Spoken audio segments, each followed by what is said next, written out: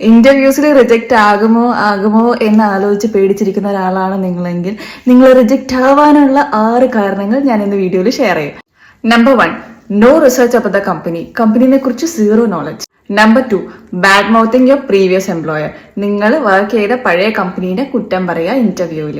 Number 3, lack of preparation. നിങ്ങൾ ആദ്യത്തെ ഒരു first impression, even if you are nervous, നിങ്ങൾ പറയുന്ന കാര്യങ്ങളിൽ ഒരു ക്ലാരിറ്റിയും അതേപോലെ തന്നെ നോളജും ഇല്ലെങ്കിൽ definitely you are out. Number 4, attitude issues, arrogance, over confidence. ഇത് നമ്മൾ ഇന്റർവ്യൂവിൽ തീരെ പറ്റാത്തൊരു കാര്യമാണ്. കുറച്ച് ഹംബിളായിട്ട് അതേപോലെ തന്നെ നമുക്കെല്ലാം അറിയെങ്കിലും നമ്മളെ പൊളൈറ്റായിട്ട് വേണം ഇന്റർവ്യൂവിനെ അപ്രോച്ച് ചെയ്യാൻ വേണ്ടിയിട്ട്. നമ്പർ 5, നിങ്ങൾക്ക് എന്താ ചിരിച്ചാല് പ്രശ്നം? എന്താ ഇന്റർവ്യൂവിലേക്ക് കയറുമ്പോഴത്തേക്കും ഭയങ്കര റോബോട്ടിക് ആയി പോകുന്നതിന്റെ reason? So please act normal. You should smile during interview, guys. Be human. And the final is your communication.